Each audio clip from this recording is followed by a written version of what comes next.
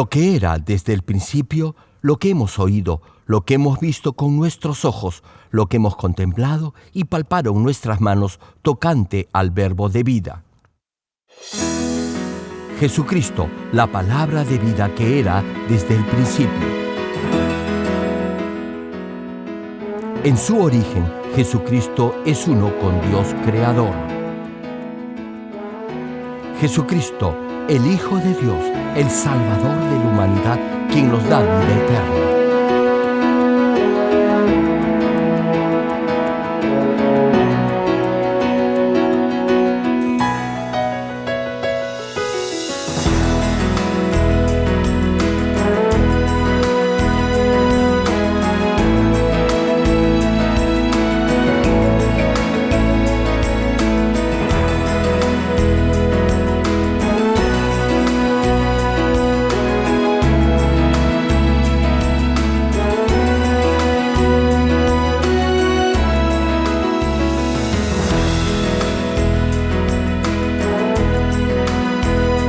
Estimado público, esperamos que a través de esta serie de prédicas del connotado evangelista de renombre internacional, Reverendo Dr. Gerald Klee, llegue a vivir una perfecta vida cristiana como verdadero Hijo de Dios.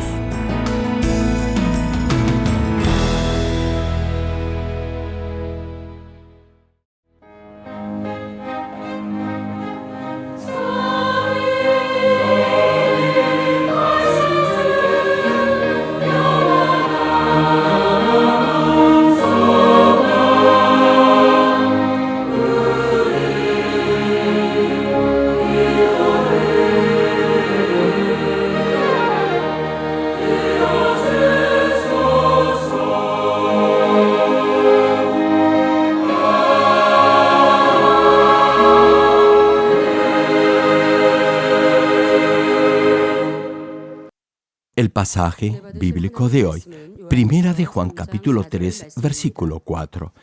Todo aquel que comete pecado infringe también la ley, pues el pecado es infracción de la ley.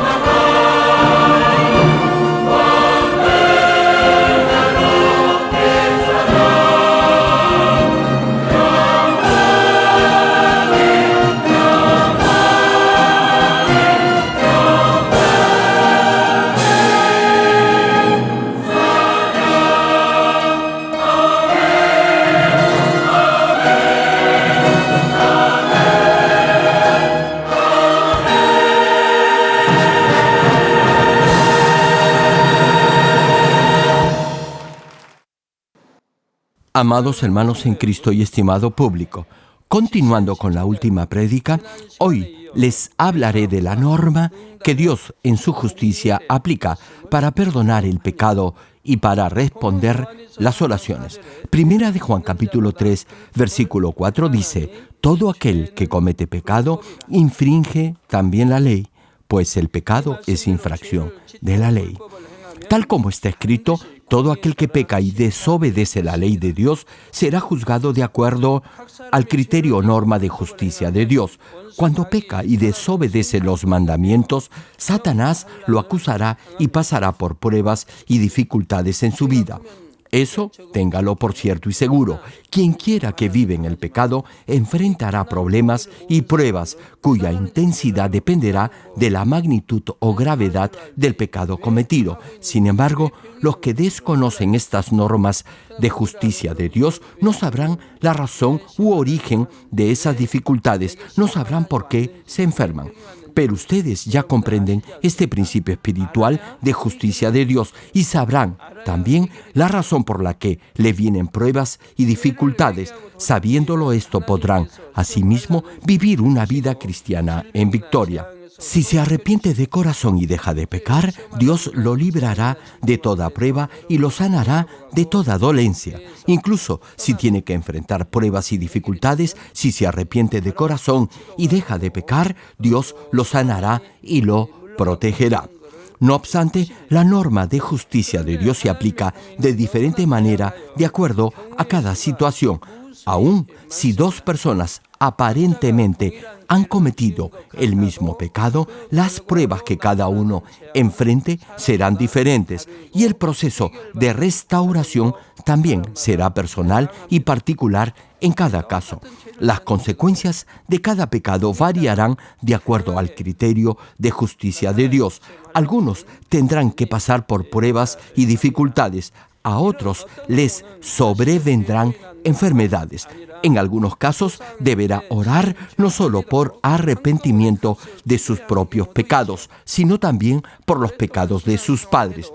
Hay algunos que han sido cristianos por mucho tiempo, pero han tenido que superar obstáculos y pruebas espirituales o de salud. A ellos, a pesar que oren, les tomará más tiempo que Dios responda sus oraciones o los bendiga. Dios podrá responder algunas de sus peticiones, pero otras no. Y eso se deberá a que sus padres habrán adorado imágenes o habrán recurrido a brujos o chamanes, o porque durante su vida habrán actuado con maldad en contra de otros. Como ya mencioné, habrá diferentes matices en los casos de idolatría. En algunos, una vez que acepta al Señor Jesucristo como su Salvador, Dios no tomará en cuenta la idolatría de los padres. Sin embargo, en otros sí lo hará y les sobrevendrán pruebas. Explico esto brevemente. Por ejemplo, por ignorancia, algunos ancianos pueden haber hecho votos o promesas a ídolos o imágenes de santos. Incluso pueden haber dedicado a sus hijos en procesiones o peregrinaciones. Han orado a estas figuras o estatuillas pidiendo bendiciones y sanidad de enfermedades. Incluso han llegado a echarse alguna clase de agua o pasar por su cuerpo algún tipo de planta, flor o cualquier otro objeto que le decían. Aquí, en Corea, los ancianos solían hacer eso en el pasado. Dedicaban a sus hijos en los templos budistas. Sin embargo, en algunos casos, luego de haber aceptado al Señor Jesucristo como Salvador, esa atadura generacional provocada por la idolatría no alcanza a los hijos. No obstante, en otros casos, esa atadura permanecerá y será el origen de problemas y dificultades en la vida de los hijos. Tal vez se pregunte por qué. En el primer caso, no sabían que lo que hacían era idolatría. Simplemente habían oído que era bueno hacer un voto ante tal o cual imagen o santo, y que eso le traería bendición a su vida y a la de sus hijos. No sabían, por ejemplo, quién era Buda o qué cosa es el budismo o cualquier otra pseudo religión. Lo hicieron solo porque oyeron que hacerlo podría traer bendición a su vida. Es decir, no creían particularmente en esa imagen o en ese falso Dios, ni tampoco lo adoraron, ni siquiera sabían su origen ni su historia. Son personas con un buen corazón, no blasfeman ni insultan a Dios. Hay personas así, tienen cierta propensión a creer en cualquier cosa, pero no blasfeman ni maldicen a Dios. No obstante, algunos tienen un corazón perverso y malo, así que culpan a Dios de todo lo que les sucede. Como ya dije, si no llueve y no pueden sembrar ni cosechar, culpan a Dios. Y si llueve mucho y se malogra la cosecha, también culpan a Dios. Sin embargo, los que tienen un buen corazón no harán eso. No culparán ni se quejarán contra Dios. Así que, incluso en estos casos de idolatría, hay situaciones en las que no se actúa con maldad ni resentimiento contra Dios.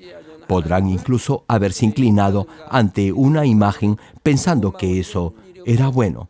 No obstante, en el otro caso, han accionado con maldad de palabra y de hecho contra Dios. Por eso, Dios aplicará un criterio diferente de justicia en cada circunstancia. Si la maldad sobrepasa cierto límite, las consecuencias de ello no solo afectará esa generación, sino también a la de sus hijos. Ahora bien, expliquemos un poco más esto. Hay quienes con maldad critican, condenan y blasfeman contra Dios. Pregunto, si dicen que creen en Dios, ¿cómo pueden hacer eso? Culpan a Dios de todo lo que les sucede. Le guardan resentimiento e incluso lo insultan. Hacen eso porque tienen maldad en su corazón. Si tuvieran algo de bondad, no harían tal cosa. En la prédica pasada les compartí las dos principales razones de esto.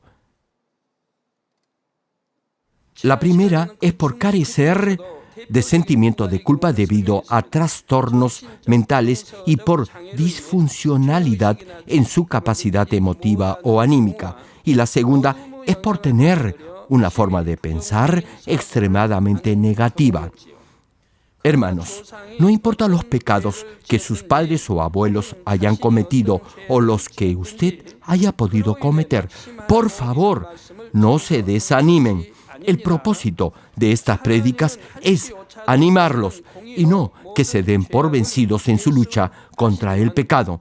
Dios juzgará todo pecado con esa medida perfecta e imparcial de justicia y, al mismo tiempo, jamás deberá olvidar que Dios es su Padre Celestial, un Padre lleno de amor y de compasión por usted. Si se humilla ante Dios y vive una vida recta de fe en obediencia a la palabra de Dios, eso le abrirá la puerta del perdón y de la restauración ante su Padre Celestial.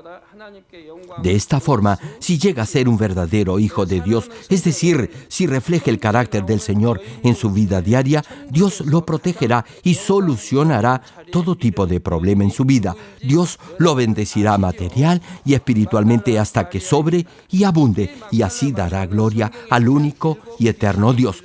Hermanos y hermanas en Cristo, una pregunta. ¿Sabe quién es la mujer entre todas las mujeres que ocupa el mayor rango y posición espiritual en el reino de los cielos? Es María Magdalena. La Biblia menciona que tenía 7 demonios. En realidad, la Biblia lo menciona de esa manera para darnos a entender la vida tan difícil y miserable que vivía María Magdalena. Lo más probable es que sus padres hayan adorado ídolos, por lo que la familia arrastraba esa maldición generacional. En otras palabras, el entorno espiritual en que nació María Magdalena no fue de lo mejor.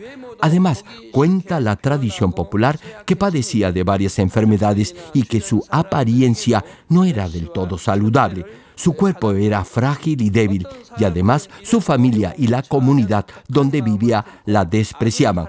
Hay muchos que, de hallarse en esta misma situación, se quejarían y renegarían de Dios. Se dice que si ha vivido una vida dura, su carácter también se volverá duro e insensible. No obstante, en el caso de María Magdalena, no fue así. A pesar de todas las dificultades que pasó, no incubó maldad alguna en su corazón. Más bien optó siempre por hacer lo bueno. Procuró siempre pensar y obrar con bondad. Intentó comprender y servir a los demás. Y en un momento dado de su vida, tuvo ese encuentro personal con el Señor Jesús. El Señor la sanó de todas sus dolencias y cortó con todo pecado generacional. Y Dios la bendijo grandemente. Hoy en día, la mayoría de los miembros de esta iglesia gozan de buena salud y son los nuevos creyentes los que vienen para pedirme oración. Sin embargo, en la mayoría de los casos no vienen con fe. Incluso hay algunos que me traen a sus familiares que ni siquiera son cristianos y los traen luego que han tenido un derrame cerebral, un ataque al corazón o que ya están en la última etapa del cáncer. Vienen pensando que la oración es magia. No vienen por fe ni con fe en el Señor Jesucristo. Hermanos, yo puedo ver cuando alguien viene con fe a pedirme oración. No obstante, en muchos casos no vienen con fe. Un ejemplo, supongamos que usted trae un amigo o un conocido para que ore por él. Ese amigo o amiga tendrá su propia familia. Digamos que es casado, tiene hijos, etc. Pero ninguno de ellos viene con él. Es usted quien lo trae. En otras ocasiones me traen la fotografía de un conocido para que ore. Sin embargo, es usted quien toma el lugar del que necesita la oración y me dice que esa persona no puede venir porque está internado en un hospital y no puede caminar o que se está muriendo en la sala de cuidados intensivos. Hermano, si usted viene con alguien que no es familiar directo suyo, esa persona deberá tener fe para que Dios lo sane, o deberán traerlo sus familiares directos. De otra manera, Dios no lo podrá sanar porque eso no estará de acuerdo con su justicia. ¿Saben por qué? Porque sin fe es imposible agradar a Dios. Pensemos en el caso del paralítico que fue traído por sus 4 amigos para ver al Señor Jesús. El obrar de sanidad se manifestó porque los 4 amigos y el paralítico tenían fe. La Biblia menciona claramente su nivel de fe. Señala que el paralítico había oído que el Señor Jesús venía al pueblo y les pidió a sus amigos que lo llevaran a verlo. Al llegar al lugar, vio que una multitud rodeaba la casa donde se encontraba el Señor y que no podía acercarse a él. Así que sus amigos lo subieron al techo de la vivienda y haciendo un hueco en el terrado, lo deslizaron para que pudiera ver al Señor. De esa manera mostraron su fe. Y así Dios obró cuando el Señor vio la fe de ellos. Ya les he mencionado esto varias veces. Sin embargo, todavía hay hermanos que me traen a personas que no tienen fe para que ore por ellos. A veces solo son fotografías de algún pariente que vive en el extranjero. Los que vienen para que ore por ellos deberían al menos tener un poco de fe. Deberían por lo menos haber aceptado al Señor Jesucristo como su Salvador o haber escuchado varias veces la serie de prédicas, el mensaje de la cruz. Así sabrían al menos quién es el Señor Jesucristo y por qué Él es nuestro único Salvador. Entonces podrían pedirme que ore por ellos y Dios en su soberanía podrá manifestar su poder de sanidad. Pero si no es así, si no hay un mínimo de fe, el obrar de Dios no se manifestará. En realidad siento pena y tristeza en esos casos. No me malentienda, no es que me niegue a orar, pero Dios obrará si hay un mínimo de fe que se muestre en forma evidente. No obstante, hay quienes vienen después de haber rechazado varias veces la invitación que sus familiares les hicieron para venir a la iglesia. Han vivido toda su vida dándole la espalda a Dios. Incluso han hablado mal de Dios y de los cristianos. Dios no podrá obrar en esas personas, aun si oro por ellas. Hermanos, deben tener cuidado y ser prudentes al traer personas para que ore por ellas. Por eso es necesario que conozcan muy bien este aspecto fundamental que trata de la justicia de Dios. Así sabrán si Dios tocará y sanará o no a determinada persona. Si alguien busca de Dios y del Señor y ha escuchado las prédicas del mensaje de la cruz, entonces podrá decir con seguridad que Dios lo podrá sanar si oro por él. Al menos deberá tener este mínimo nivel de fe. Retomando la prédica, la tribu de Leví es un ejemplo de cómo se puede cortar la maldición del pecado generacional. Leví fue el séptimo hijo de Jacob. Para vengar a su hermana Dina, Leví y Simeón, su hermano, arrasaron con todo el pueblo de Siquem. Las consecuencias de ese pecado alcanzaron a sus descendientes. Sin embargo, cuando el pueblo de Israel en el desierto pecó contra Dios, haciéndose un ídolo, los descendientes de Leví se pusieron del lado de Dios y, obedeciendo el mandato del Señor, cada uno tomó su espada y castigó incluso a sus parientes o familiares que habían adorado a ese ídolo y habían cometido adulterio. Sí, hermanos, castigaron a su propia familia por haber pecado contra Dios. Éxodo capítulo 32, versículo 29, relata este episodio. Y dice así: entonces Moisés dijo: hoy os habéis consagrado a Jehová, pues cada uno se ha consagrado en su hijo y en su hermano. Es decir, unos se habían opuesto a su hijo y otros habían castigado a su hermano. Finaliza el pasaje para que Él dé bendición hoy sobre vosotros. En otras palabras, Dios bendijo a los que habían castigado a sus hermanos e hijos por haber desobedecido a Dios. Esa es la justicia de Dios, y la Biblia lo señala claramente. Sin embargo, hoy en día muchos no entienden esto, a pesar que varias veces se los he compartido desde este púlpito. Por ejemplo, hay hijos que extrañan a su padre a pesar que ha engañado varias veces a su madre, o que ha tenido hijos con otras mujeres, o que la golpeaba cuando vivía con ella. Hermano, la infidelidad de uno de los cónyuges es traición no solo al otro cónyuge, sino también a los hijos. Escuche este pasaje en esta versión en lenguaje actual. Hoy reciben ustedes plena autoridad ante el Señor por haberse opuesto unos a su hijo y otros a su hermano. Así que hoy el Señor los bendice. Una pregunta: ¿acaso en este versículo Dios no dice que bendecirá a los que castiguen a aquellos que se le opongan? ¿Acaso esto no fue lo que sucedió cuando el pueblo de Israel atacó Hai? Como les decía, los descendientes de Leví habían recibido la maldición por el pecado de sus antepasados. Sin embargo, cuando se consagraron a Dios, eso marcó un punto de quiebre, una coyuntura decisiva en sus vidas. La maldición se tornó en una gran bendición. Cuando la tribu de Leví hizo lo que debía haber hecho y castigó a los que se habían opuesto a Dios, Dios bendijo a sus descendientes. Por eso, en el libro de los Salmos vemos que muchos de ellos fueron compuestos por los hijos de Coré. La mitad de los salmos son de David y otros fueron hechos por Asaf. Y también, como ya dije, los hijos de Coré escribieron muchos salmos. Y creo que todos ya saben quién fue Coré. Coré era un levita que se rebeló contra Moisés, el siervo de Dios, provocando la ira de Jehová. Y como castigo, dice la Biblia, la tierra se abrió y se tragó vivos a Coré y a todos los conspiradores. Dice la palabra que cuando Dios castigó a Coré, la tierra debajo de la tienda de Coré y de los otros rebeldes se abrió, y todos los que estaban con Coré, es decir, su familia y sus posesiones, fueron enterrados vivos. Números, capítulo 26, versículos 10 y 11, menciona sobre esto. Y dice así: y la tierra abrió su boca y los tragó a ellos y a Coré.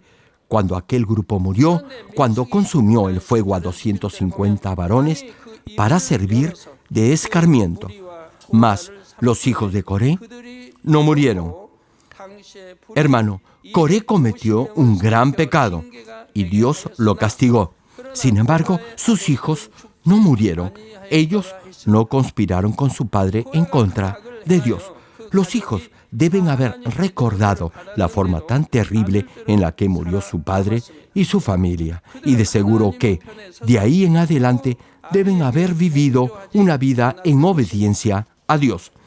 Y, en la medida en que eligieron hacer lo bueno, fueron salvos. Más aún, la maldición se volvió en bendición y tuvieron la honra espiritual de escribir muchos salmos. Hermanos, cuando el pecado de los padres alcanza a los hijos, ellos podrán nacer con trastornos mentales o sufrir de autismo. Si este es su caso, le pido, por favor, escuche esta prédica con mucha atención y así podrá entender la razón de ello.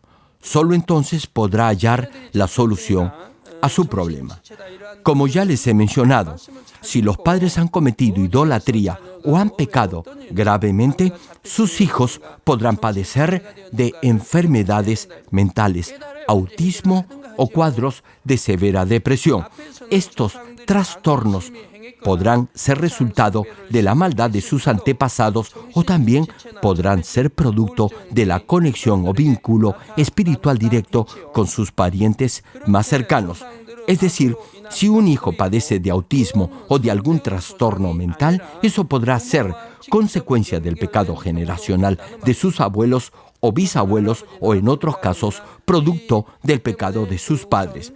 Por ejemplo, durante el embarazo, si la madre pasa por un cuadro de depresión severa o guarda odio o resentimiento en su corazón, o si los padres de ella blasfeman contra Dios, eso podrá afectar negativamente el desarrollo mental del embrión.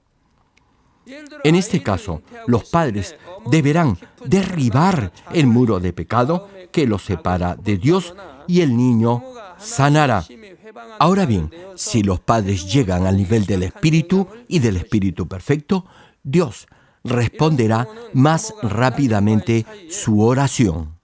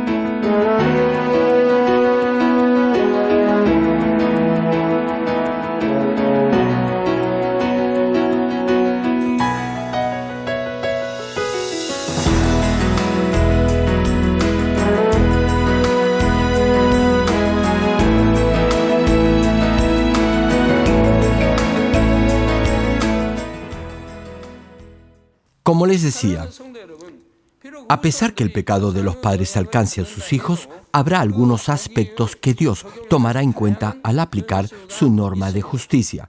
En algunos casos, los abuelos o ancestros por parte del padre pueden haber cometido graves pecados. Sin embargo, por la parte materna habrán vivido una vida buena y recta. En este caso, si la madre influye más sobre los hijos, la parte negativa del padre será menor. Así que, aun si los hijos provienen de unos mismos padres, el grado o nivel de influencia de sus ancestros será diferente. Incluso, el carácter de cada uno será diferente dependiendo del momento de la concepción. Esto es, si en el instante de la fecundación todavía los padres vivían en el pecado o si ya eran cristianos.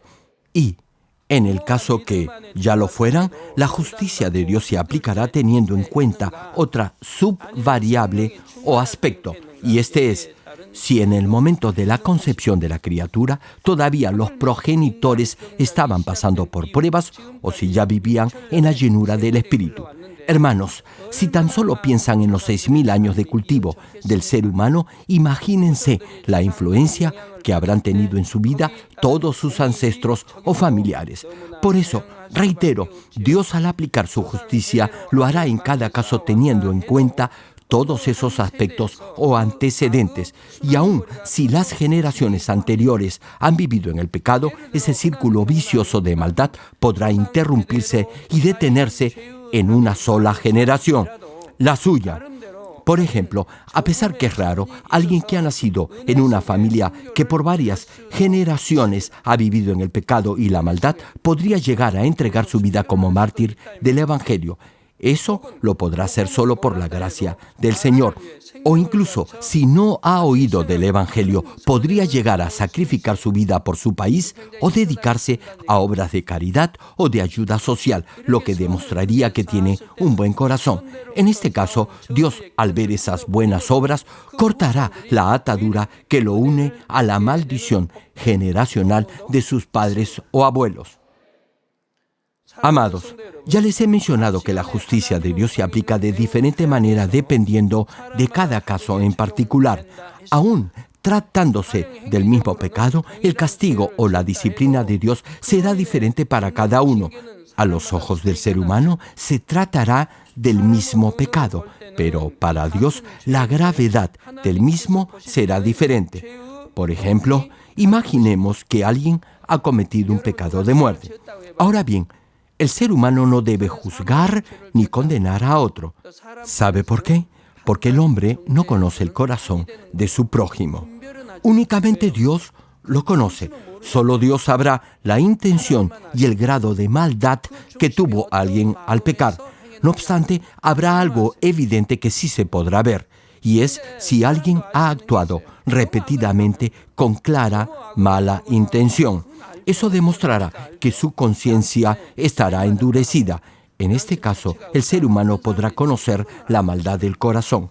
Sin embargo, en otros casos donde alguien ha pecado una sola vez, no deberá juzgarlo. Solo Dios conocerá el corazón de esa persona. Por eso, Dios le dice que no debe juzgar. Ahora bien, si alguien acciona repetidamente con maldad y eso se hace un patrón negativo de conducta en su forma de vida, los demás podrán ver que esa persona no tiene valores, moral ni conciencia. Pero de otra manera, repito, no deberá juzgar ni condenar a otros solo por la apariencia o por lo que otros le digan. Por ejemplo, cuando el rey David pecó, algunos de sus siervos y de sus consejeros, e incluso una parte del pueblo en general, pensaron que Dios lo había abandonado, y muchos lo traicionaron. Sin embargo, los que tenían un buen corazón continuaron respetando a David, incluso a pesar que su hijo Absalón se había rebelado contra él y lo perseguía para matarlo. Pero los malvados creyeron que Dios había abandonado a David y le dieron la espalda. Incluso trataron de matarlo. De igual manera, a pesar que el ser humano pueda juzgar una determinada circunstancia, Dios verá esa misma situación desde otra perspectiva. A pesar que hubo muchos que juzgaron a David, Dios aún estaba con él. ¿Saben por qué? Porque Dios ve el corazón del hombre. Pregunto, ¿acaso no fue Absalón quien se rebeló contra su padre, el rey David? Llegó incluso a engañar al pueblo a fin de ocupar el trono de David. Absalón tenía un corazón malvado. No obstante, David era diferente. Por eso Dios no lo abandonó, más bien lo probó. Al final, Dios hizo de David un vaso de honra y lo restituyó en el trono. Por eso le digo una vez más, no juzgue a otros. Usted no ve lo que Dios ve. ¿Acaso no fue lo mismo con Job? Sus amigos lo culparon diciéndole que todas las calamidades que le sucedían eran debido a su pecado y que por eso Dios lo estaba castigando. Lo único que Job atinaba a hacer era defenderse de esa injusta acusación. ¿Saben por qué? Porque Job no había hecho algo malo. Job había cuidado de las viudas y de los huérfanos y había ayudado a los más necesitados. Además, ofrecía constantes holocaustos a Dios. Por eso, cuando los amigos de Job lo llamaron pecador y le dijeron que Dios lo estaba castigando por sus iniquidades, Job les reprochó su actitud. Incluso cuando murieron todos sus hijos y perdió todas sus propiedades y posesiones, y cuando todo su cuerpo, desde la cabeza a los pies, se llenó de sarna, de tumores y úlceras, Dios no abandonó a Job. ¿Saben por qué? Porque Dios conocía el corazón de Job. Sabía que tenía un buen corazón. Hermano, si en este caso juzga solo por lo que ve, podría creer que Dios había castigado a Job por haber pecado. También le podría parecer que Dios lo había abandonado, pero eso no fue así. Todo lo que le sucedió a Job lo permitió Dios a fin de darle una mayor y más grande bendición. Por eso siempre les digo que no deben juzgar ni condenar a otro hermano. Lo más importante es conocer el propósito de Dios en cada prueba que Él permite. ¿Saben por qué? Porque sabiendo esto, sabrán también la voluntad de Dios en su vida. A pesar que en un momento dado le pueda parecer que alguien ha pecado, si ese hermano está en lo correcto, Dios en su justicia lo reivindicará. Dios jamás respaldará a un pecador. Permítame explicar un poco más esto. Imagine que dos personas cometen el mismo pecado. Una de ellas ama a Dios y ha procurado vivir de acuerdo a su palabra, pero debido a una urgente necesidad ha usado el dinero de Dios con la intención de reponerlo luego. No obstante, oye la voz del Espíritu Santo que lo reprende y se arrepiente de corazón. No solo se arrepiente por ese pecado en particular, sino que se esfuerza por sacar toda codicia y mentira de su corazón. Y para agradar a Dios, se esfuerza por poner en práctica la palabra en su vida diaria.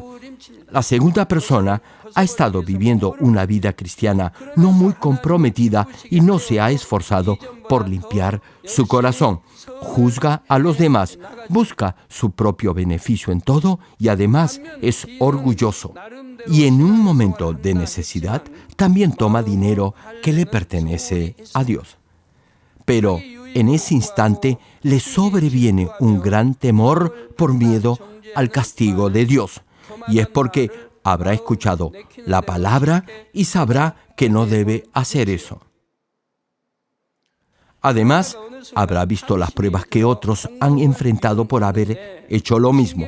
Así que se arrepiente inmediatamente. No obstante, poco tiempo después se olvida de ello.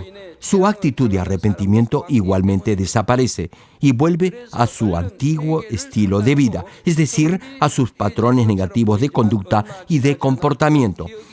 En resumen, aun si el pecado es el mismo, el criterio o norma que Dios aplicará para juzgar a cada uno será diferente. Le pregunto, ¿cree usted que eso es justo? Hay quienes reciben un castigo ligero o una leve corrección, mientras que otros enfrentan duras pruebas por mucho tiempo. Otros no pasan por dificultades materiales, sin embargo, enfrentan un proceso de dura aflicción en el corazón. A veces, a pesar de tener un buen corazón y de haber dejado de pecar, aún así todavía pasa por duras pruebas. Repito, hay quienes a pesar de haber dejado de pecar, aún así todavía enfrentan duras pruebas en su vida.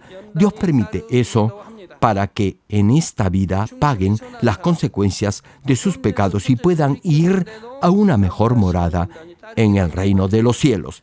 Y Dios hará eso por amor.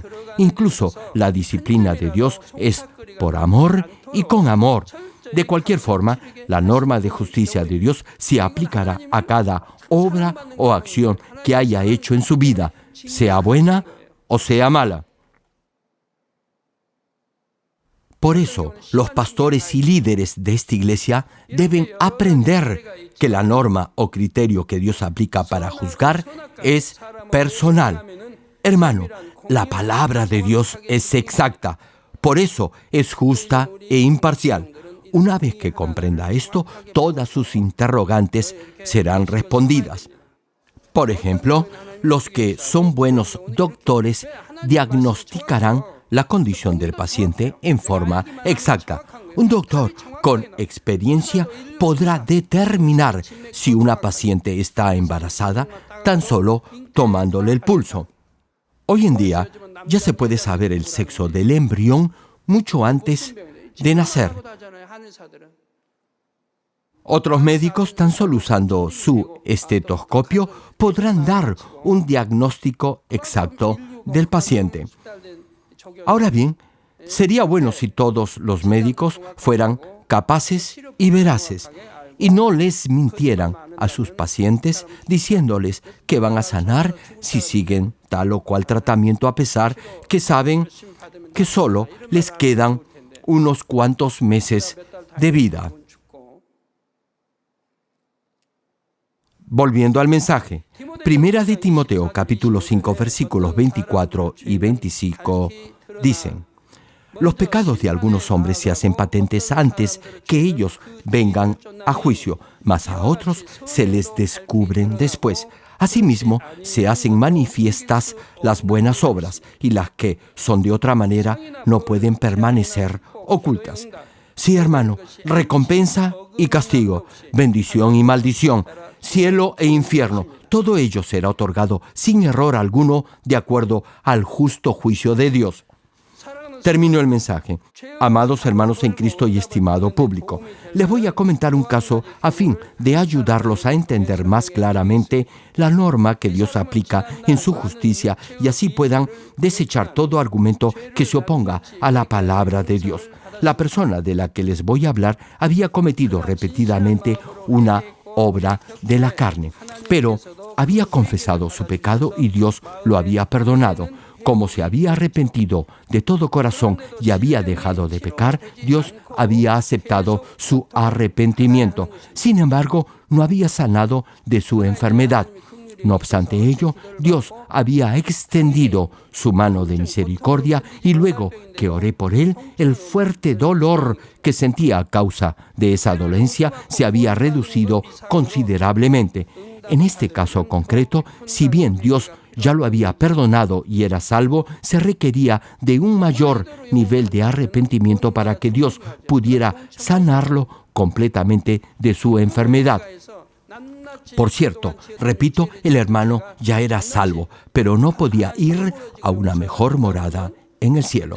Solo podría hacerlo si se arrepentía completamente de cada pecado de muerte que había cometido y derribaba el muro que lo separaba de Dios. Y a partir de ese total arrepentimiento, debería vivir una correcta vida cristiana. Eso es lo que Dios desea, un completo y profundo arrepentimiento que no solo signifique dejar de pecar de obra, sino que, asimismo, incluya extirpar la raíz profunda de esa tendencia que lo lleva al pecado. Así podrá llegar a la mejor morada en el reino de los cielos. Hermano, un pecado de muerte es algo muy grave ante Dios. Si está atravesando por pruebas y dificultades en su vida, deberá hallar la razón de ello y saber por qué Dios no acepta su arrepentimiento. Como les decía, este hermano debía comprender lo mucho que Dios aborrece el pecado de muerte. Y es que no había sido solo una vez, sino varias veces que había cometido ese mismo pecado.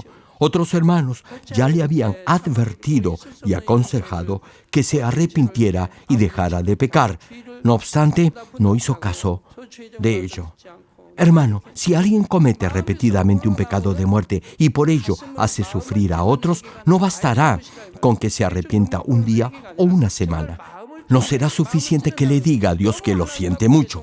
Deberá ser consciente que ha despertado la ira de Dios y que su pecado también ha afectado a otros. Además, deberá arrepentirse por no haber escuchado el consejo de los pastores y deberá hacerlo de todo corazón, de forma completa, sincera y verdadera. No bastará con un arrepentimiento superficial y con derramar unas cuantas lágrimas. Deberá ser un arrepentimiento real, con un corazón quebrantado y humillado. Incluso debería sentir vergüenza hasta de levantar sus ojos al cielo y de mirar a su pastor. Deberá comprender la maldad que ha cometido, que ha desobedecido y pisoteado la palabra de Dios. Sin embargo, este hermano continuó pecando hay otras cosas que no puedo decir. A pesar de haber cometido ese pecado tan grave contra Dios, continué intercediendo ante Dios por él, suplicando por su perdón. Y solo fue cuando pasó por pruebas y dificultades debido a su pecado que se humilló y se arrepintió con lloro y lágrimas. Debido a eso, se pudo arrepentir completamente y Dios derramó su gracia y le dio la seguridad de su salvación. Le dio la total seguridad que iba a ir al cielo el día que pasara a la presencia del Señor y ya no volvió a pecar. Así pudo vivir una correcta vida de fe. No ocultó más su pecado y más bien compartió su testimonio de sanidad con los demás. Ahora bien, esto fue porque el pecado de muerte había marcado demasiado la vida de ese hermano y por eso una parte de su corazón se había vuelto insensible. No tenía conciencia de lo sucio y pervertido que eran los pecados que había cometido y el dolor que ello había causado a Dios. Únicamente si enfrentaba con fe hasta el final las pruebas y se humillaba de todo corazón, podría llegar en verdad a arrepentirse y limpiar completamente su corazón. Debía ser consciente de la pecaminosidad y suciedad de su pecado.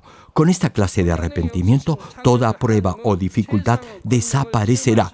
Podrá experimentar en su vida milagros creativos del poder de Dios, quien puede hacer algo de la nada e incluso puede revivir o recrear algo que ya estaba muerto.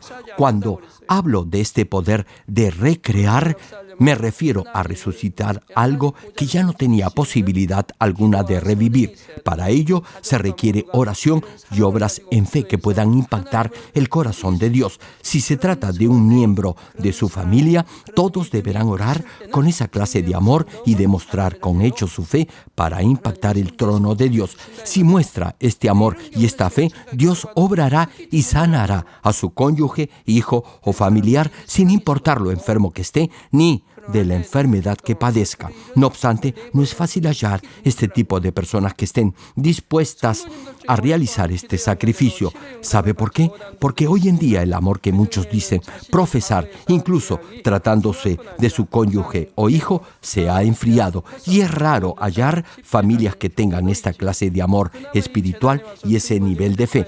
Hay algunos de ustedes que han venido orando por mucho tiempo por sanidad, sin embargo, todavía están enfermos. Y es que, además de los pecados cometidos por sus padres, ustedes mismos deben haber cometido graves iniquidades, por lo que no será fácil que Dios los sane. Deberían estar más que agradecidos solo por el hecho que Dios los haya traído a esta iglesia y por ser salvos. No obstante, incluso en estos casos, Dios no es concluyente limitándolos solo a ser salvos y no extendiendo su mano de bendición. Después de todo, derribar el muro de pecado que los separa de Dios y hacer que Dios responda a su oración y lo bendiga depende únicamente de usted. Si ha cometido anteriormente pecados de muerte, deberá arrepentirse en esa misma medida. Deberá transformar un corazón duro, lleno de resentimiento y de maldad, en uno lleno del Espíritu. En el caso que les he compartido, si Dios hubiera sanado a este hermano luego de haberse arrepentido una sola vez, hubiera vuelto a pecar.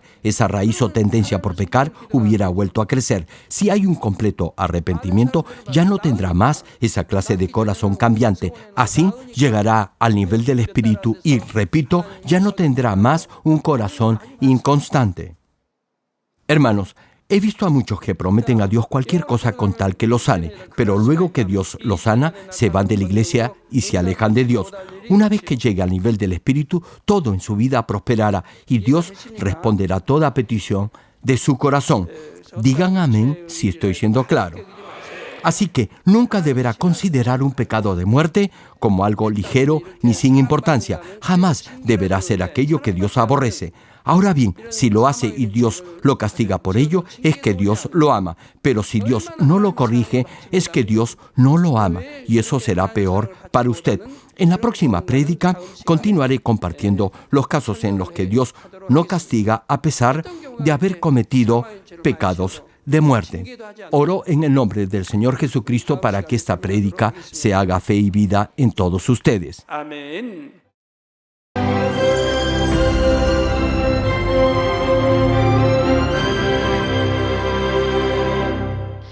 Aleluya, Dios Todopoderoso de amor, pon tu mano sobre todos los hermanos y hermanas y sobre todos los miembros de nuestras iglesias en el mundo entero que están recibiendo con fe esta oración que trasciende el tiempo y el espacio a través del satélite, la televisión, el internet o que le están escuchando por radio o por cintas de audio en todo el mundo. Pon fe en sus corazones para que puedan creer en ti y se despojen de todo pensamiento negativo y toda duda. Líbralos de toda prueba y aflicción. Quema con el fuego del Espíritu Santo de la cabeza a los pies toda parte enferma, incluyendo toda célula, tejido y nervio, todo órgano interno e intestinos. Que la luz de tu Espíritu venga sobre ellos.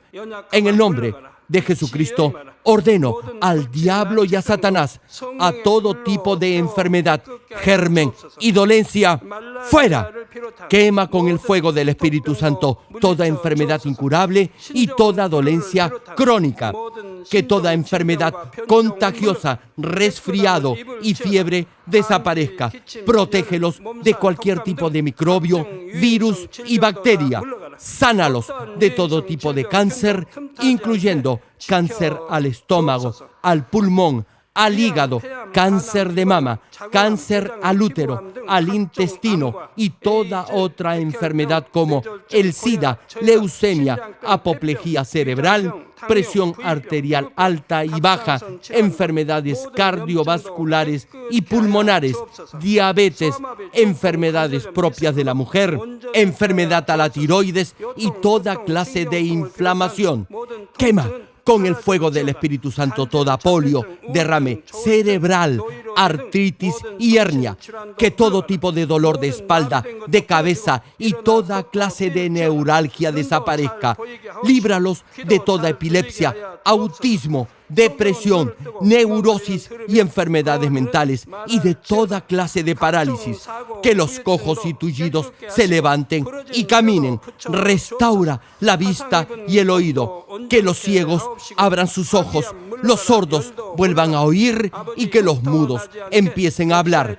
Líbralos de todo tipo de accidente. Restaura los huesos rotos. Sana toda quemadura. Líbralos de toda adicción a las drogas.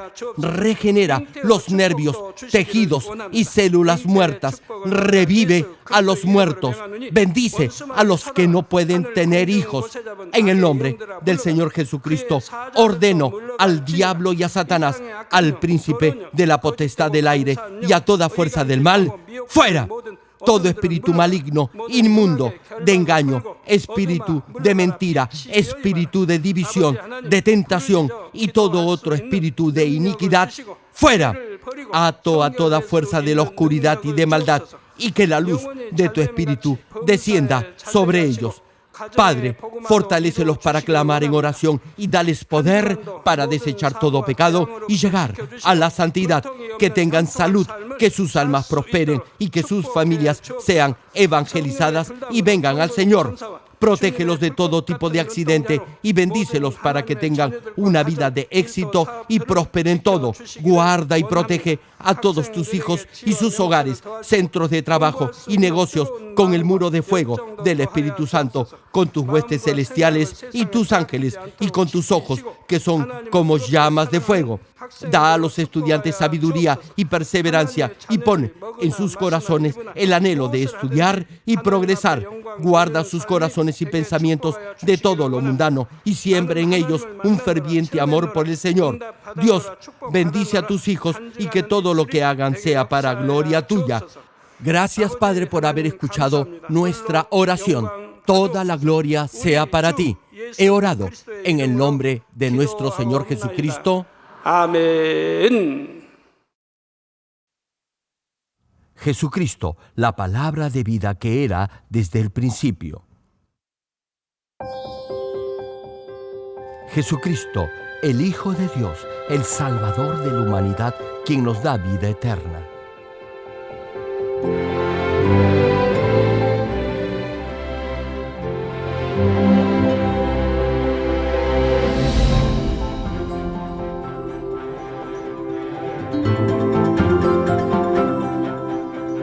Estimado público. Esperamos que a través de esta serie de prédicas del connotado evangelista de renombre internacional, Reverendo Dr. Gerald Lee, llegue a vivir una perfecta vida cristiana como verdadero hijo de Dios.